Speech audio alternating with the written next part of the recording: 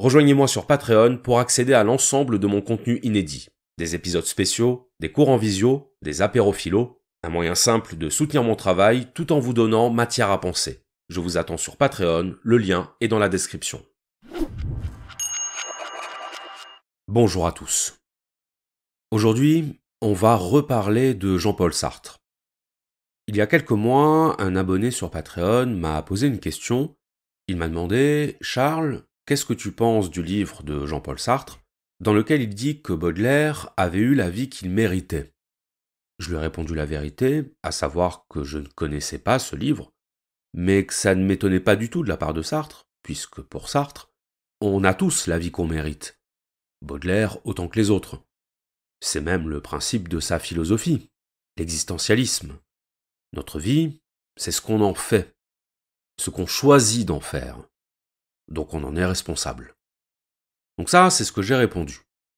Et puis après coup, je me suis dit, ça me donne quand même envie de le lire, ce bouquin. Déjà pour savoir si j'ai bien eu raison de répondre à mon abonné ce que je lui ai répondu, et aussi parce que j'étais curieux de voir la grille de lecture existentialiste appliquée à un cas concret, en l'occurrence, au cas de Charles Baudelaire. Alors, je vais pas vous mentir, Baudelaire fait partie des auteurs qui m'ont marqué quand j'étais adolescent. Positivement marqué. Les Fleurs du Mal, c'était un peu mon livre de chevet. Donc j'avais une certaine appréhension à découvrir ce que Sartre allait en dire, et je dirais même qu'une partie de moi espérait que son propos ne soit pas convaincant. J'avais des réticences à voir une de mes anciennes idoles égratignée. Puisque c'était ça finalement, la promesse de ce livre. Dire que Baudelaire a eu la vie qu'il méritait, quand on connaît la vie de Baudelaire, c'est pas vraiment un compliment. Donc, j'ai lu ce livre, et force est d'admettre que la réflexion de Sartre est convaincante. Qu'elle est étayée philosophiquement. Et c'est cette réflexion que je vous propose de découvrir aujourd'hui. Donc le livre dont je vais vous parler s'intitule tout simplement Baudelaire. Il a été publié en 1947, donc 2 ans seulement après la fameuse conférence de Sartre « L'existentialisme est un humanisme », dont je vous ai déjà parlé. Et comme je vous le disais, ce livre sur Baudelaire, c'est un peu l'existentialisme appliqué à un cas concret. Sartre va analyser la vie de Baudelaire sous l'angle des principes existentialistes.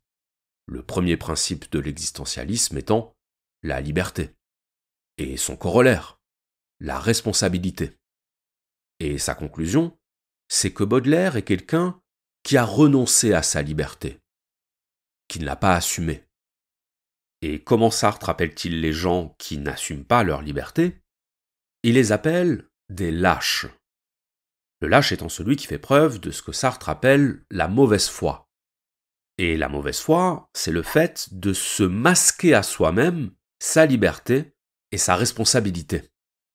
L'homme de mauvaise foi, le lâche donc, c'est celui qui se trouve tout un tas d'excuses pour ne pas assumer le fait qu'il est l'auteur de ses actes, et qui va rejeter la responsabilité de ses actes sur des éléments extérieurs, sur la fatalité, sur son passé, sur la société, c'est-à-dire sur des choses qui ne dépendent pas de lui.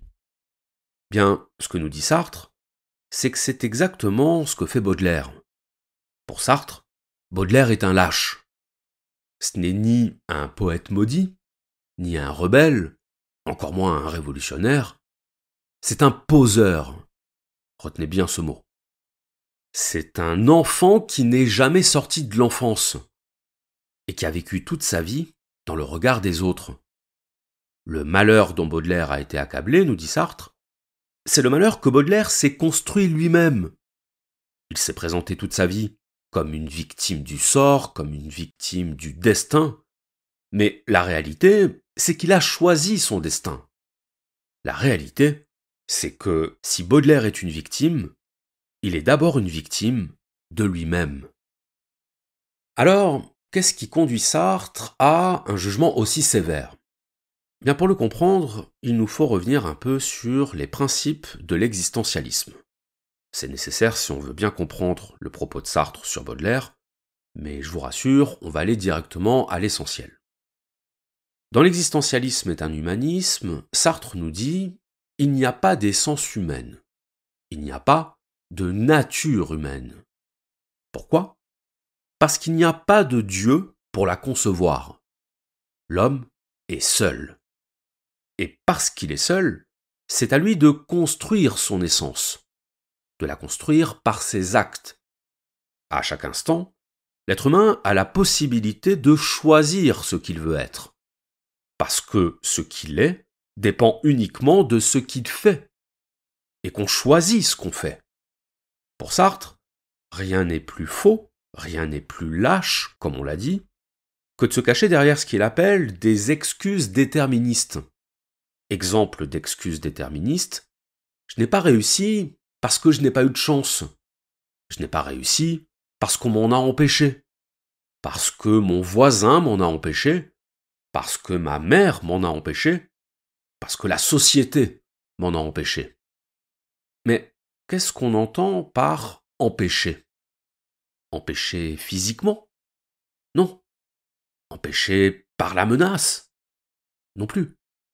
Et même si c'était le cas, même si on était empêché de faire quelque chose par la menace, ce que nous dit Sartre, c'est qu'on a quand même le choix de se soumettre à la menace ou de ne pas s'y soumettre. Renoncer à faire quelque chose parce qu'on a peur, c'est choisir de renoncer. Alors, nos décisions ont des conséquences, ça c'est clair. Si je commets un acte illégal, je risque de finir en prison. Mais il n'empêche que c'est quand même moi qui décide si, oui ou non, j'accepte d'aller en prison. Parce que sinon, il n'y aurait pas de criminel. Il n'y aurait pas de hors-la-loi. Le hors-la-loi, c'est celui qui sait qu'il est hors-la-loi, mais qui l'assume. C'est la phrase de Jacques Messrine, « J'accepte d'en payer le prix. J'accepte de payer le prix de la criminalité. J'accepte de payer le prix de ma liberté. » Celui qui dit « Je ne peux pas faire ça parce que c'est interdit », c'est quelqu'un qui n'a rien compris au concept de liberté.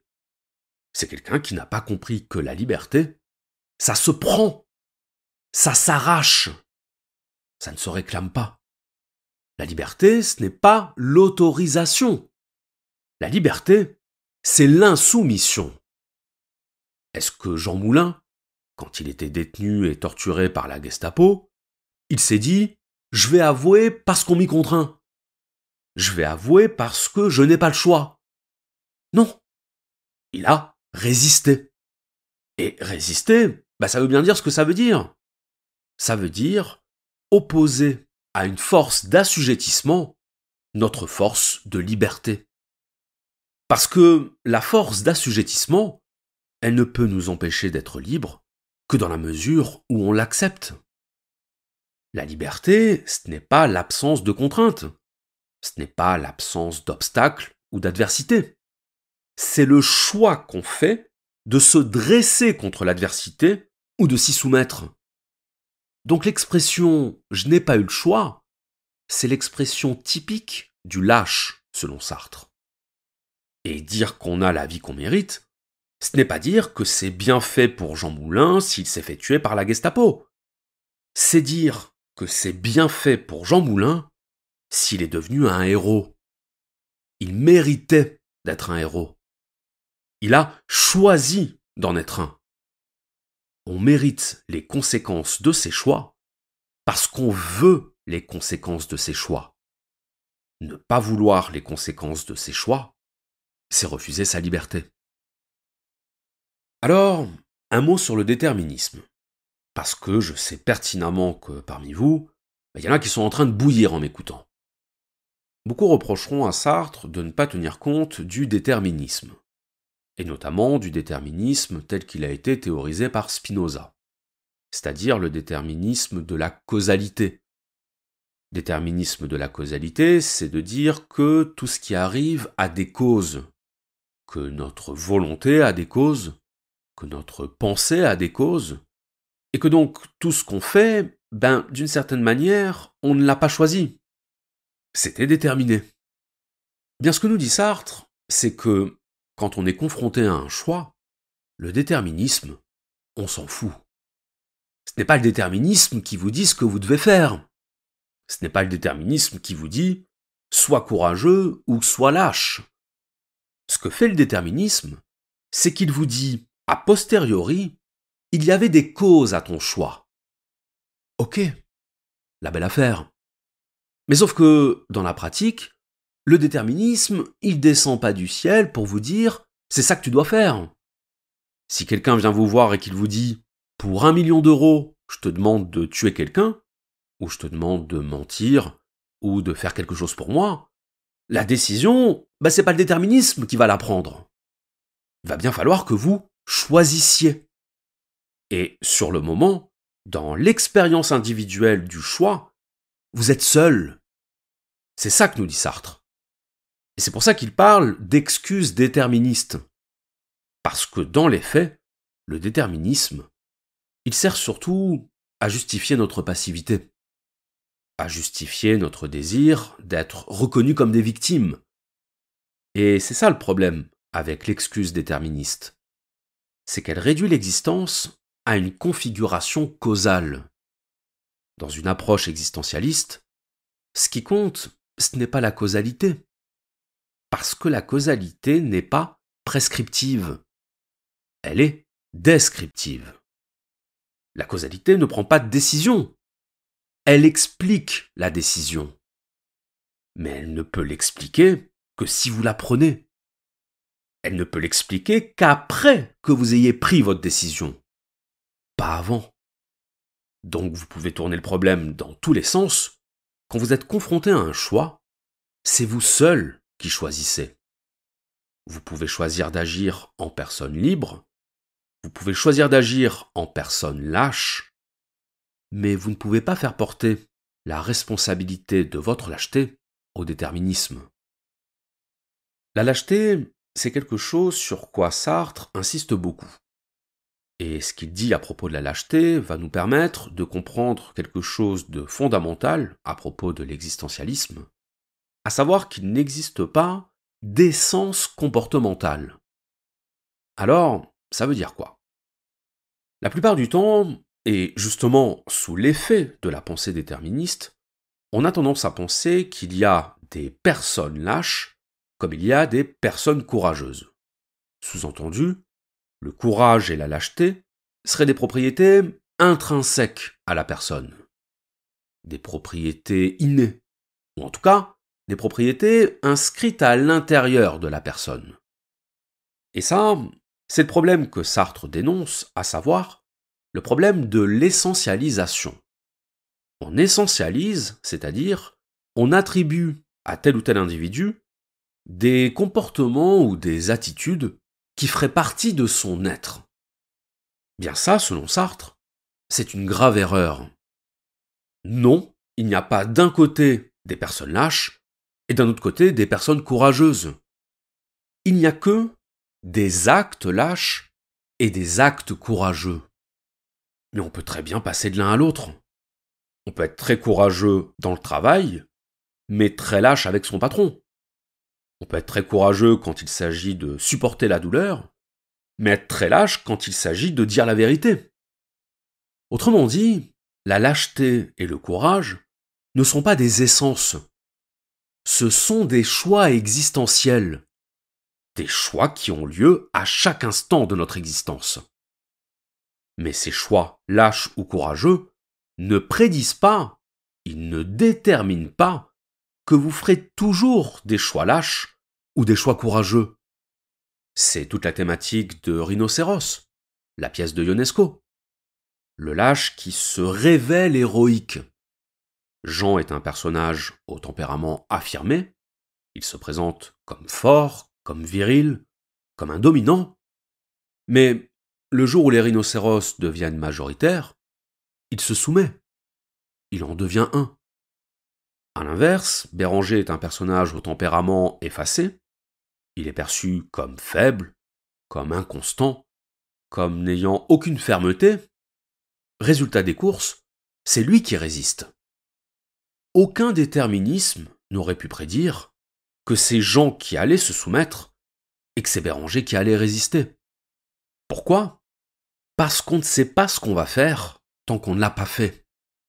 Parler au conditionnel, dire « je serais prêt à faire ça » ou « j'aurais pu faire ça », C'est simplement dire qu'on ne l'a pas fait. L'existence ne se déroule pas au conditionnel. Elle se déroule à l'indicatif. La seule réalité effective, c'est la réalité de nos actions concrètes. Pas de nos choix hypothétiques. Pas de nos actes virtuels. Pas de nos essences présupposées. Vous savez, on connaît tous des personnes qui sont spécialisées dans l'art de dire ce qu'elles auraient fait si elles s'étaient retrouvées dans telle ou telle situation. Moi, si on m'avait fait ça, j'aurais réagi comme ça. Et puis, le jour où ça arrive, il n'y a plus personne. À l'inverse, il y a des personnes qui ne disent rien et qui passent pour faibles parce qu'elles ne s'avancent pas. Ne pas s'avancer, ça veut dire ne pas avancer virtuellement une situation qui n'a de sens que lorsqu'elle est concrète. Et pourtant, ces gens qui ne s'avancent pas, le moment venu, ils font. Donc ce que nous dit Sartre, c'est que il y a l'identité qu'on se donne, qu'on assimile à notre essence, mais qui n'est en réalité que notre image, l'image qu'on se donne, et il y a la réalité, qui est la réalité de nos choix et de nos actions concrètes. Et c'est cette réalité-là qui compte. Et donc, après ce long détour par l'existentialisme, on peut maintenant en revenir à Baudelaire. Baudelaire, dont Sartre nous dit qu'il illustre parfaitement cette attitude essentialisante, c'est-à-dire qu'il s'est façonné une essence, il s'est façonné une image, dont il s'est rendu prisonnier. Prisonnier volontaire. Et cette image, c'est l'image du poète maudit. Qu'est-ce que ça veut dire quand on dit de quelqu'un qu'il est maudit ? Ça veut dire que le destin, ou l'univers, ou Dieu, peu importe, mais en tout cas qu'une force supérieure l'a condamné à vivre la vie qu'il a vécue. En l'occurrence, une vie de malheur. Maudit, lexicalement, ça veut dire frappé de malédiction. Et malédiction, ça veut dire parole de colère divine. Donc le maudit, c'est celui qui a été réprouvé par Dieu. C'est le déchu, comme Satan et l'ange déchu.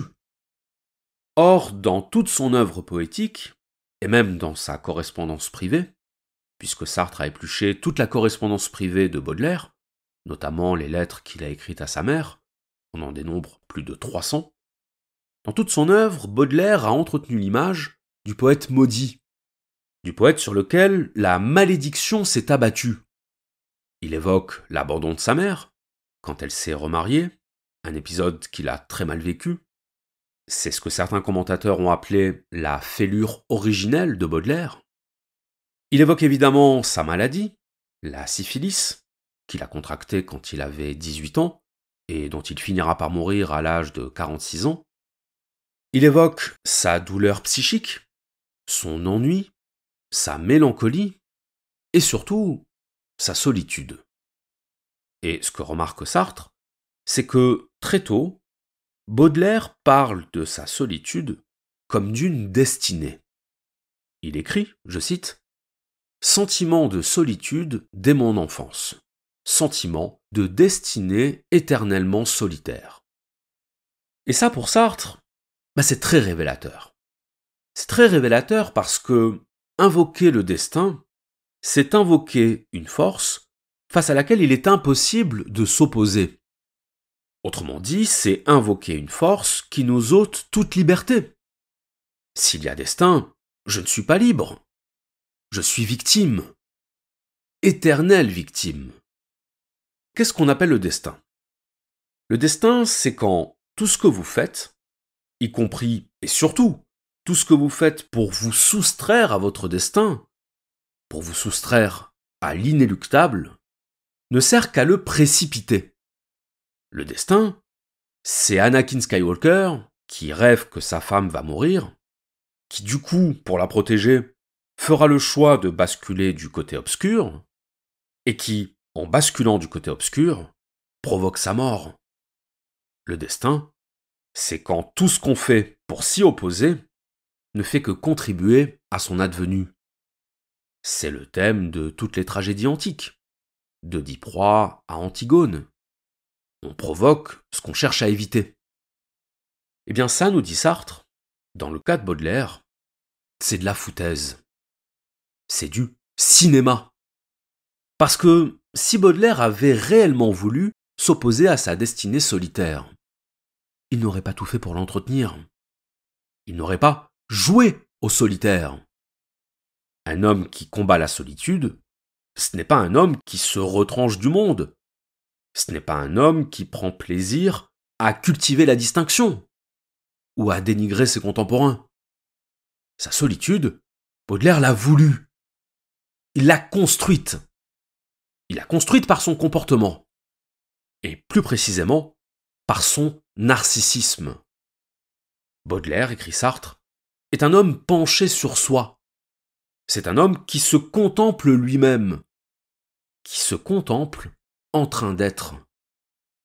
Or, on ne peut pas entrer en interaction avec l'autre si on passe son temps focalisé sur soi, si on passe son temps à s'observer en train d'observer, à se penser en train de penser. Baudelaire est seul parce qu'il se vit seul. Et il utilise ensuite la conséquence de son attitude solitaire, de cette attitude de contemplateur de lui-même, pour constater sa solitude et faire de cette solitude une fatalité, une cause originelle. Baudelaire a mérité sa solitude, nous dit Sartre, parce qu'il l'a choisie. Et tout le reste, toutes les interprétations tragiques ou métaphysiques que Baudelaire mobilise pour se plaindre de cette solitude, pour se lamenter, pour se complaire dans son malheur, ce sont des excuses déterministes. Je vais vous lire un passage du livre de Sartre, et après ça, je voudrais qu'on revienne sur le mot que j'ai employé tout à l'heure pour qualifier l'attitude de Baudelaire, à savoir le mot poseur. Je cite. L'attitude originelle de Baudelaire est celle d'un homme penché, penché sur soi comme Narcisse. Il n'y a point chez lui de conscience immédiate qui ne soit transpercée par un regard acéré. Pour nous autres, c'est assez de voir l'arbre ou la maison. Tout absorbé à les contempler, nous nous oublions nous-mêmes. Baudelaire est l'homme qui ne s'oublie jamais. Il se regarde voir. Il regarde pour se voir regarder. Et cette conscience observée, épiée, qui se sent observée pendant qu'elle réalise ses opérations coutumières, perd du même coup son naturel, comme un enfant qui joue sous l'œil des adultes. Ce naturel, que Baudelaire a tant haï et tant regretté, il n'existe pas du tout chez lui. Tout est truqué, parce que tout est inspecté. La moindre humeur, le plus faible désir, naissent regardés, déchiffrés. Et, pour peu qu'on se rappelle le sens que Hegel donnait au mot d'immédiat, on comprendra que la singularité profonde de Baudelaire, c'est qu'il est l'homme sans immédiateté. Alors là, philosophiquement, on a de la matière. Et tout ce qu'on a dit tout à l'heure à propos de l'existentialisme va nous aider à y voir beaucoup plus clair. Sartre nous dit « Baudelaire est un narcissique ». Un narcissique, c'est quelqu'un qui s'admire lui-même. Admirer, mirer, c'est regarder. Et dans mirer, il y a miroir. Baudelaire s'admire, c'est-à-dire, il regarde vers soi. D'un point de vue philosophique, la solitude de Baudelaire doit donc être comprise, c'est là tout le paradoxe, et c'est en même temps là que réside la clé, la solitude de Baudelaire doit être comprise comme une dissociation. Dissociation entre le Baudelaire observant et le Baudelaire observé. Autrement dit, entre une conscience réflexive, c'est-à-dire une conscience qui fait retour sur elle-même, une conscience qui se perçoit elle-même, si vous voulez, une conscience réflexive donc, et une conscience réfléchie, qui est la conscience en tant qu'elle est perçue par elle-même. Donc une dualité. Cette dualité, nous dit Sartre, c'est la dualité sujet-objet. En même temps que Baudelaire est sujet de son observation, il se fait lui-même objet de son observation. Et ça, qu'est-ce que ça traduit ? Bien, ça traduit le fait que Baudelaire vit à travers le regard des autres, puisqu'il se projette lui-même dans le regard des autres. en se dissociant, en se faisant sujet et objet.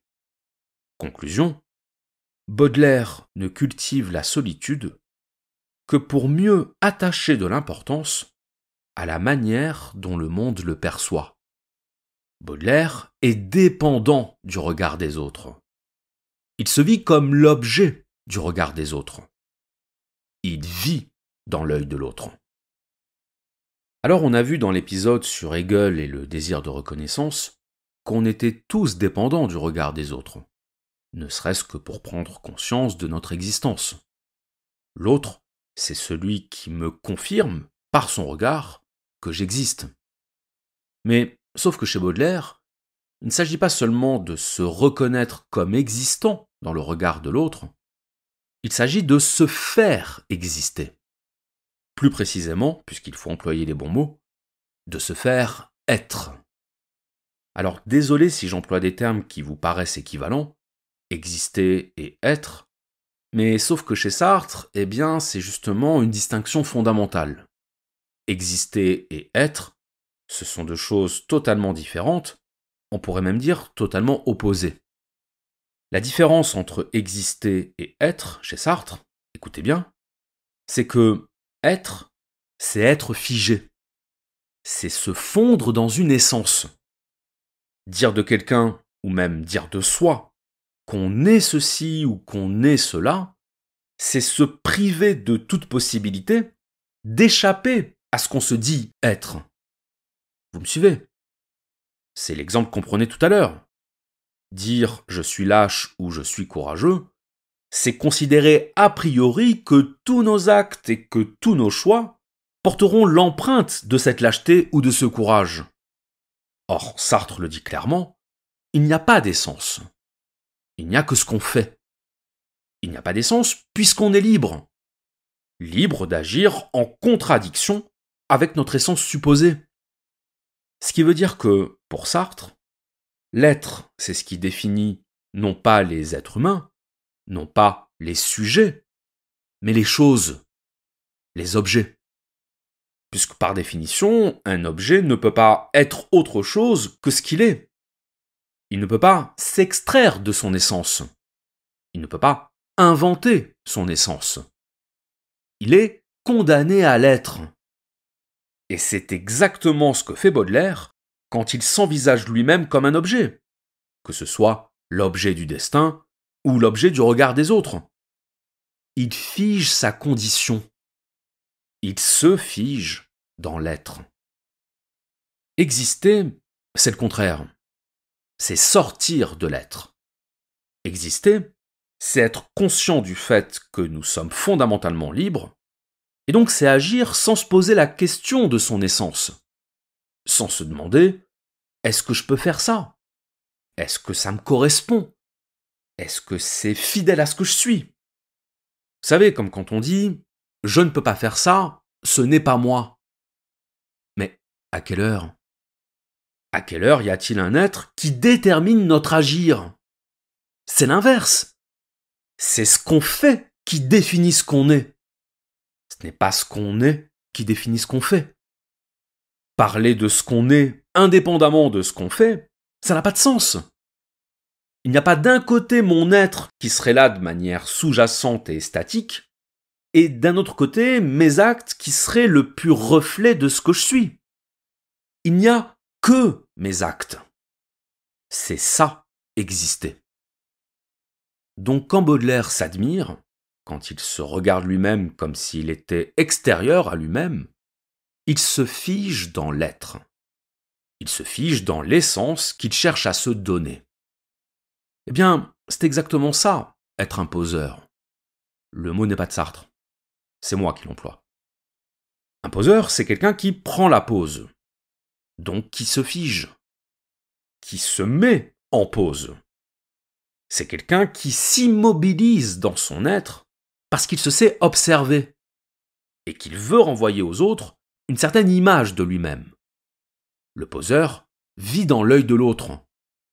Il adopte sur lui-même le regard qu'il imagine être le regard de l'autre. Et ce faisant, il en oublie d'exister. Il en oublie d'être libre. Remarquez comme le vocabulaire est éclairant. Le poseur, on dit qu'il se contrôle. Contrôler, ça vient de contre-rôler. Vérifier le rouleau dans lequel on tenait les comptes. Il y a donc l'idée d'examiner quelque chose de figé.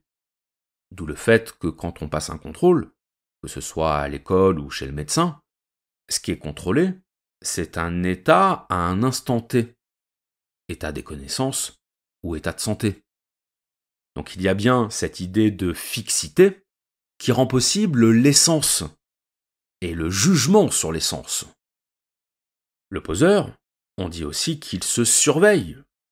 Surveiller, veiller sur. Surveiller, c'est observer quelque chose avec attention. Et dans surveiller, comme dans contrôler, il y a l'idée d'une autorité. L'autorité qui nous fige quand on s'aperçoit qu'elle nous observe. Dire de Baudelaire que c'est un poseur, c'est dire qu'il s'est figé dans une essence, l'essence du poète maudit, l'essence du contemplateur solitaire, et que cette essence est à la fois un reniement de sa liberté, et c'est en même temps l'expression d'un besoin de l'autre, le besoin du regard de l'autre sur nous. Dans les deux cas, il y a objectivation. On fait de soi un objet. On se construit comme objet. On se fait être. Admirez-moi, parce qu'en m'admirant, vous me faites être. Regardez-moi, parce qu'en me regardant, je suis quelqu'un à vos yeux. C'est le cas de le dire. Jugez-moi, parce que vous me jugiez en bien ou en mal, si vous me jugez, c'est que j'existe pour vous. Non, tu n'existes pas, car tu as renoncé à ta liberté. Tu es. Et être, c'est être un objet. Le regard de l'autre nous fige. Il nous essentialise. Il nous confère une identité. Quand vous observez quelqu'un, à la terrasse d'un café ou à la salle de sport, ou même sur un écran, dans une vidéo, que vous le vouliez ou non, vous le figez dans l'être. Vous le transformez en chose. Ça ne veut pas dire que vous voulez l'empêcher d'être libre. Ça veut dire que vous n'avez pas conscience que cette personne existe. Qu'elle existe, c'est-à-dire qu'elle existe en dehors de votre regard. En dehors du moment où vous la fixez dans l'être.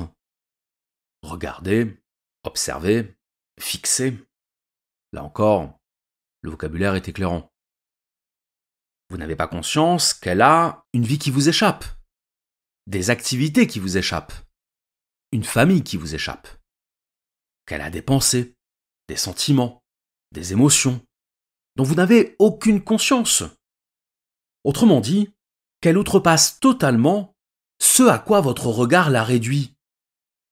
Vous savez, comme quand on rencontre quelqu'un de connu et qu'on lui dit « ça fait bizarre de vous voir en vrai ». Ce qui d'ailleurs sous-entend bien que derrière l'écran, ce qu'on voit, ce n'est pas la vraie personne. C'est une image de la personne.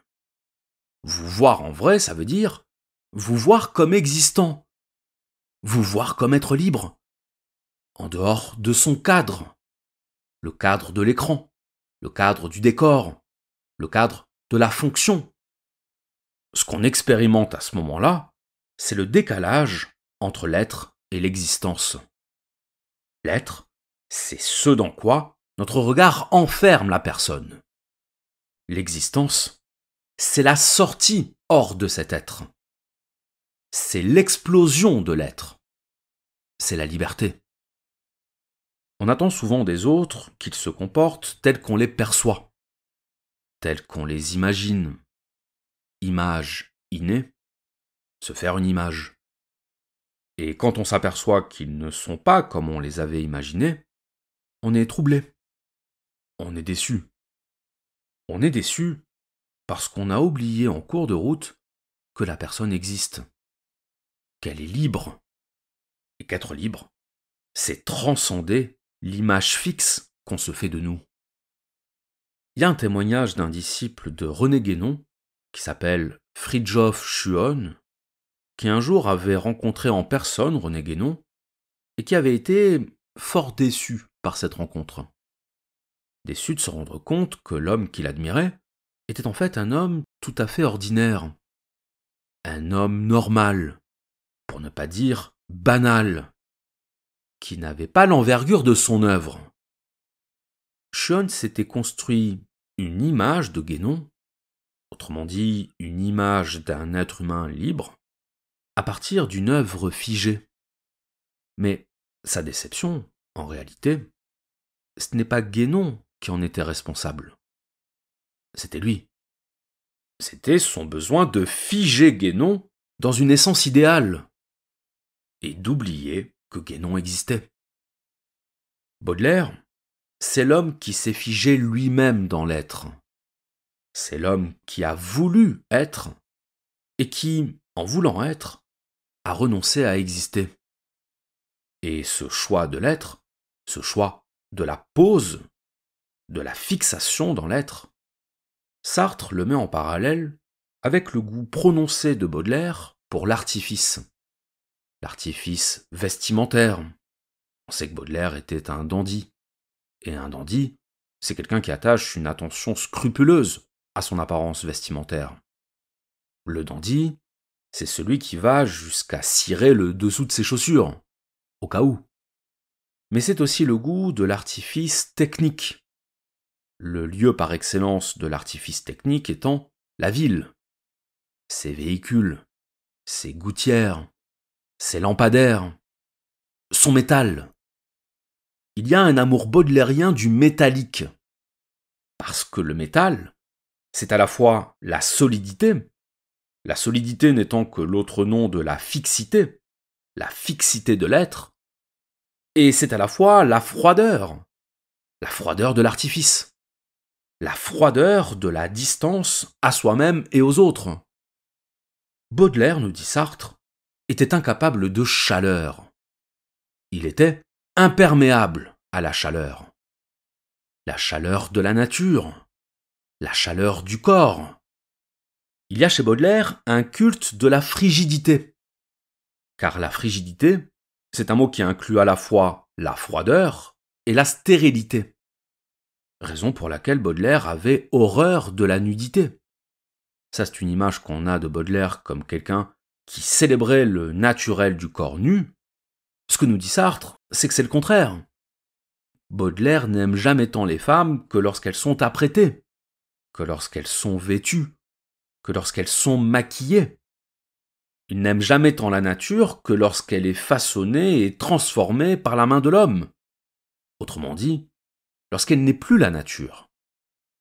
Cet amour de l'artifice, c'est l'amour de ce que Sartre appelle l'inauthenticité.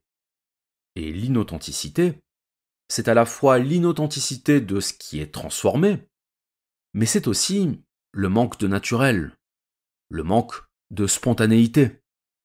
On dit de quelqu'un qu'il n'est pas authentique quand son comportement est fin, quand il est calculé, simulé.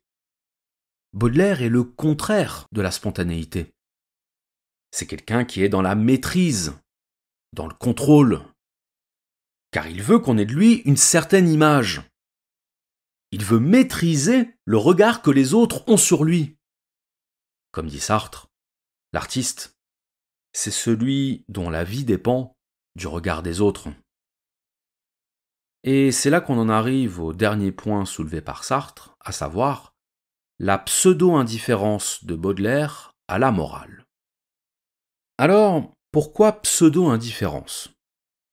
Parce que quand on écoute Baudelaire, ou en tout cas quand on le lit, on a l'impression de quelqu'un qui se fiche totalement de la morale, qui ne s'en soucie pas, et qui, par extension, ne se soucie pas du jugement que la société porte sur lui. Ce que montre Sartre, c'est que c'est exactement le contraire. C'est que Baudelaire ne s'est dressé contre la morale que pour mieux s'y soumettre. Et la distinction conceptuelle qui permet de comprendre ça, c'est la distinction entre l'immoralité et la moralité. La moralité, c'est le fait d'être sans morale, donc d'y être indifférent. L'immoralité, c'est le fait d'être contre la morale. Donc d'inverser la hiérarchie du bien et du mal. Et c'est pas du tout la même chose. Parce que combattre la morale, c'est encore se positionner par rapport à la morale. C'est la reconnaître comme l'autorité face à laquelle on s'élève. C'est la reconnaître comme l'autorité dont on a besoin pour construire son image de contestataire. L'enfant qui sait qu'il n'a pas le droit de dire des gros mots, mais qui le fait quand même, et qui attend même d'être devant ses parents ou devant son maître d'école pour le faire, ce n'est pas un enfant qui s'émancipe de la morale. C'est au contraire un enfant qui fait dépendre son comportement de la morale. Il a beau la contester, en la contestant, il la reconnaît. Il reconnaît son autorité puisque son but, c'est précisément de braver l'autorité. Ce que nous dit Sartre, c'est que quand Baudelaire se révolte contre la morale, il le fait comme un enfant qui se révolte contre ses parents, pour mieux souligner leur autorité, voire pour provoquer une réponse de l'autorité. Quand on parle de provocation, et Baudelaire n'était pas avare en provocation, provoquer c'est faire advenir, c'est chercher une réaction. Or, quelle réaction peut-on rechercher quand on provoque une autorité, sinon la sanction de cette autorité? Sartre nous apprend qu'à un moment donné de sa vie, Baudelaire s'est fait teindre les cheveux en rose. Qui fait ça, sinon celui qui cherche à se faire remarquer par la société, à attirer son attention, à lui dire « Eh oh, je suis là », et qui considère la sanction sociale, c'est-à-dire les moqueries, comme la preuve qu'il est quelqu'un aux yeux de la société, puisqu'il est celui que la société rejette. Le provocateur n'est pas un révolutionnaire. Le provocateur est un révolté. La différence entre le révolutionnaire et le révolté, c'est que le révolutionnaire cherche à abattre l'autorité, tandis que le révolté cherche à faire réagir l'autorité. Mais vouloir que l'autorité réagisse, c'est vouloir qu'elle soit maintenue comme autorité. Sinon, il n'y a plus personne à faire réagir. Donc ce qui anime le révolté, ce n'est pas un désir de liberté, c'est un désir de réaction, un désir de sanction. Pour pouvoir dire « Regardez, on m'a puni. N'est-ce pas injuste qu'on m'ait puni? Ne devrais-je pas mériter votre compassion, vos félicitations, votre admiration pour m'être fait punir ?» Le révolté a besoin de ce contre quoi il se révolte. Parce que c'est de sa révolte que dépend son être. Son être, encore et toujours, dans le regard des autres. Je vais vous lire un passage de Sartre qui complète ce que je viens de dire. Je cite : « Le révolutionnaire veut changer le monde. Il le dépasse vers l'avenir, vers un ordre de valeurs qu'il invente. Le révolté a soin de maintenir intacts les abus dont il souffre pour pouvoir se révolter contre eux. Il y a toujours en lui les éléments d'une mauvaise conscience et comme un sentiment de culpabilité. Il ne veut ni détruire, ni dépasser, mais seulement se dresser contre l'ordre. Plus il l'attaque, plus il le respecte obscurément. Les droits qu'il conteste au grand jour, il les conserve dans le plus profond de son cœur. S'il venait à disparaître, sa raison d'être et sa justification disparaîtraient avec eux. » Fin de citation. Alors on pourrait croire que ce que Sartre nous dit à propos de Baudelaire, et de sa fausse révolte contre l'ordre moral, c'est juste de la dialectique. C'est juste du raisonnement à partir d'une conception abstraite de la notion de révolte. Bien, c'est pas aussi simple. Parce que figurez-vous que Sartre est allé déterrer dans la correspondance de Baudelaire des lettres écrites de sa main dans lesquelles il exprime une toute autre vision, une toute autre image, que celle qu'il cherche à donner publiquement. Des lettres, par exemple, dans lesquelles il reconnaît avoir menti lors de son procès pour éviter la condamnation.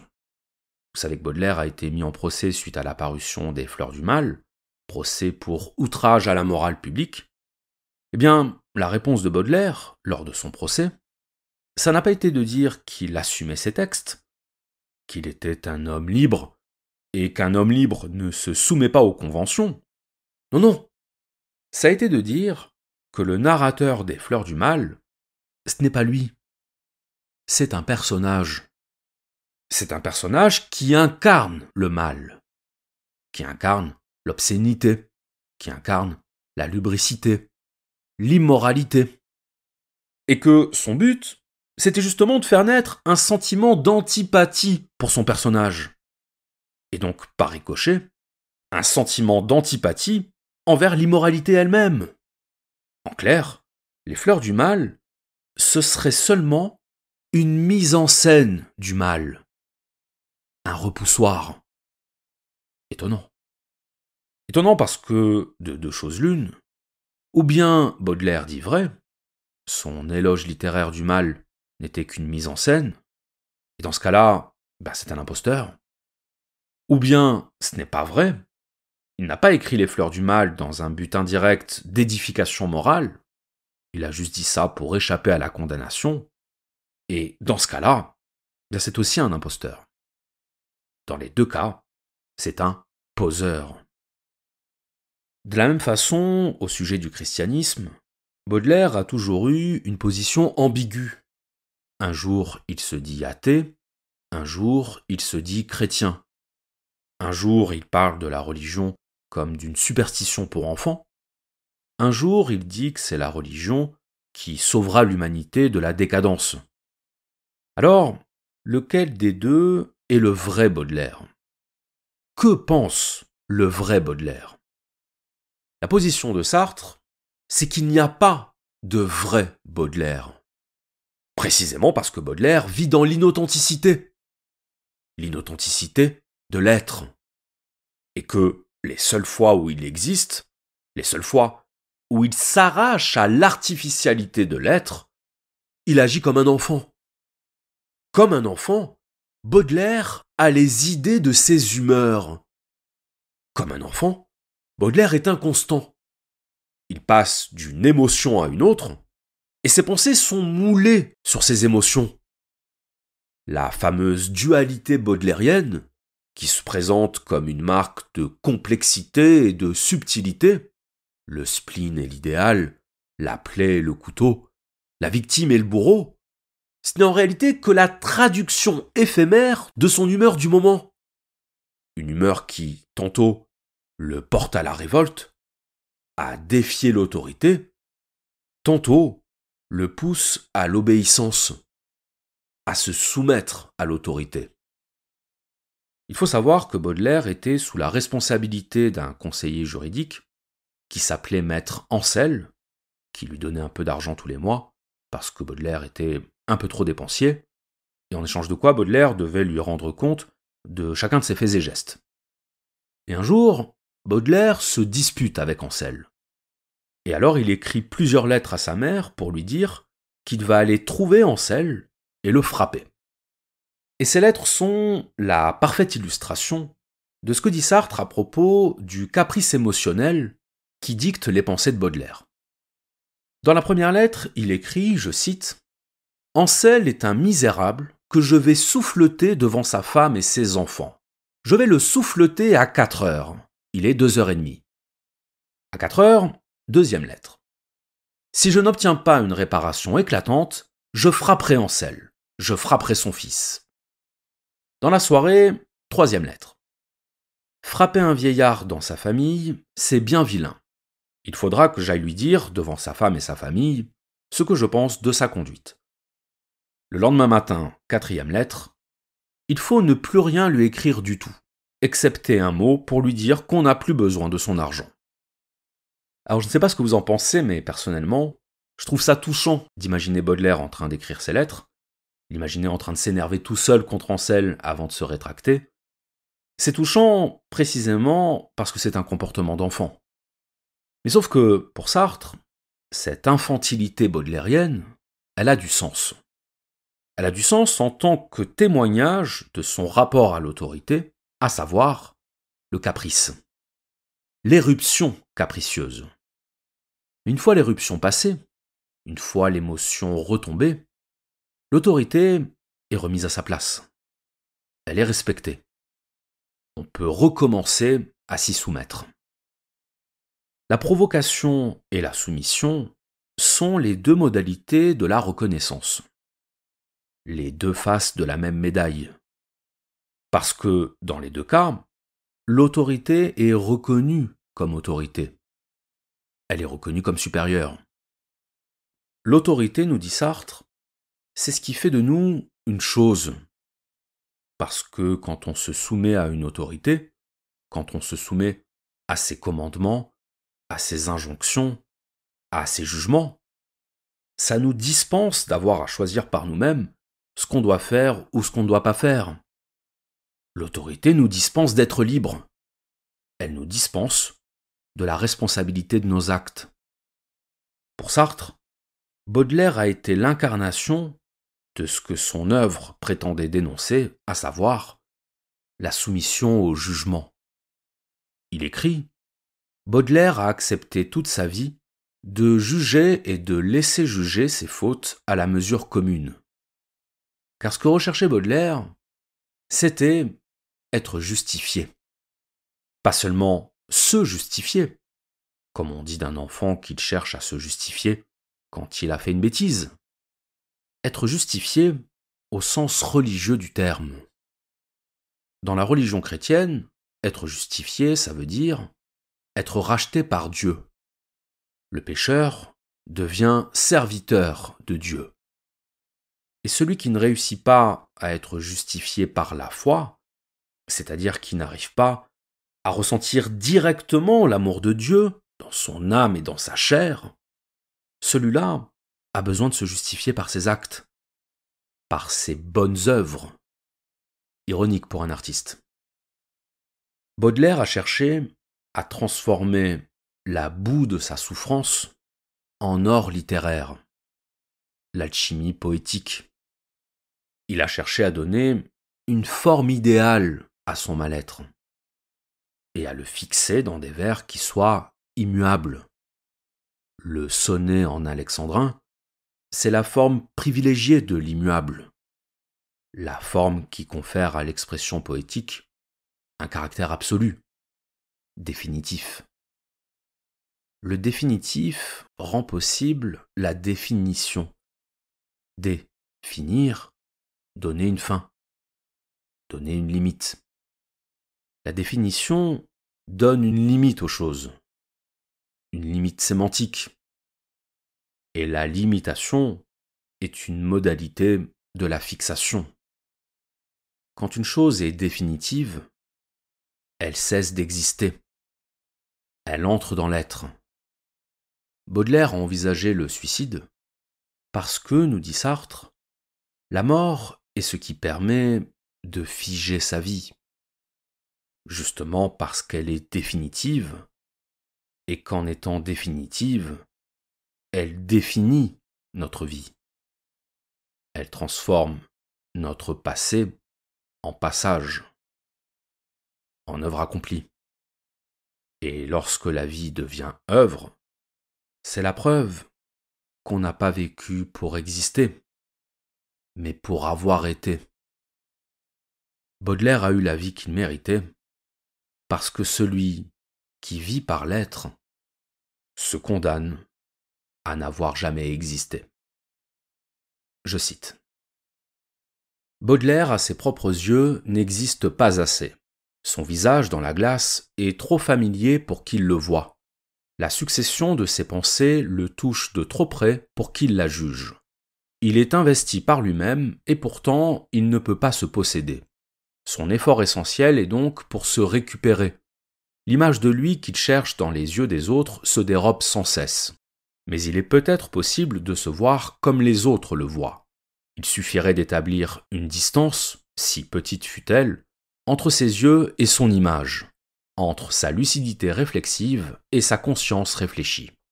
L'être dont il voit le reflet n'est pas une pure passivité étrangère, puisqu'il l'a habillé et fardé de ses propres mains. C'est l'image de son activité. Ainsi Baudelaire tente-t-il, une fois de plus, de lever la contradiction entre son choix d'exister et son choix d'être. Ce personnage que les glaces reflètent, c'est son existence en train d'être, son être en train d'exister. Et dans le temps qu'il se mire, il opère sur ses sentiments et ses pensées le même travail.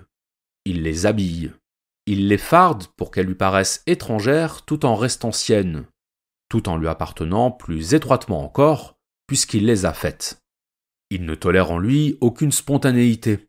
Sa lucidité la transperce aussitôt et il se met à jouer le sentiment qu'il allait éprouver. Ainsi est-il sûr d'être son maître. La création vient de lui, en même temps, il est l'objet créé.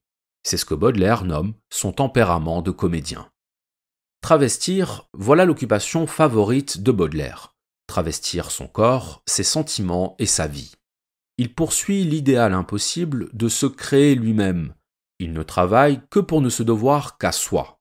Il veut se reprendre, se corriger, comme on corrige un tableau ou un poème. Il veut être à lui-même son propre poème, et c'est là sa comédie. Nul n'a plus profondément vécu, dans sa contradiction insurmontable, l'activité créatrice. Le créateur n'a-t-il pas pour but, en effet, de produire sa création comme une émanation, comme la chair de sa chair, et ne souhaite-t-il pas, en même temps, que cette partie de lui-même se tienne devant lui comme une chose étrangère? Et Baudelaire ne veut-il pas être le créateur radical, puisque c'est sa propre existence qu'il essaie de créer? L'aboutissement de la comédie sera le poème, qui lui offrira l'image repensée, recréée, objectivée du sentiment qu'il a éprouvé à demi. Baudelaire est pur créateur de forme. Rimbaud crée forme et matière.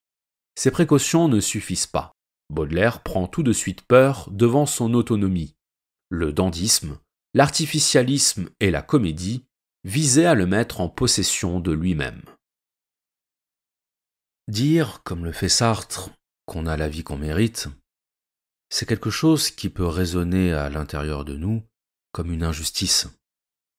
Est-ce que les populations qui meurent dans des bombardements au Moyen-Orient ont la vie qu'elles méritent? Est-ce que les enfants qui meurent dans des attentats ou qui se font violer, torturer, tuer, ont la vie qu'ils méritent? C'est scandaleux quand on y pense, de dire qu'on a la vie qu'on mérite. Ce que veut dire Sartre, ce n'est évidemment pas ça. Parce qu'il y a parfois des choses qui nous tombent dessus, littéralement, sans qu'on puisse rien faire pour les empêcher.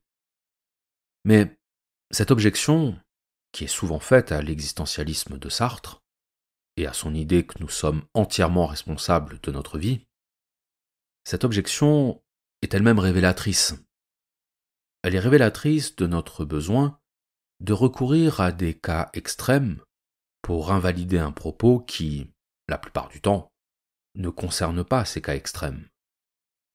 Vous qui trouvez scandaleux qu'on puisse dire qu'on a la vie qu'on mérite, et qui utilisez l'argument des enfants qui meurent, oseriez-vous affirmer que vous êtes dans la même situation qu'eux? Vos conditions d'existence, les pressions qui pèsent sur votre existence, sont-elles comparables aux conditions d'existence de ceux que vous utilisez en référence? Bien sûr que non. Et vous le savez. Alors, pourquoi faire référence à elles? Pourquoi faire référence au cas qui invalide un propos et ne pas vouloir faire référence au cas où ce propos s'applique? La réponse de Sartre, c'est que vous êtes de mauvaise foi. La mauvaise foi sartrienne étant l'aveuglement volontaire sur notre liberté. Prendre conscience qu'on a la vie qu'on mérite, c'est prendre conscience de notre responsabilité, donc de notre pouvoir. Et quand on a la chance d'avoir ce pouvoir, on ne le renie pas, on l'utilise. Pouvoir de nous émanciper du jugement des autres et de l'essence dans laquelle ils nous figent, pouvoir de s'émanciper de notre propre jugement et de l'essence dans laquelle on se fige, pouvoir de vivre notre vie, non pas comme des êtres lâches, mais comme des êtres libres. Je vous remercie.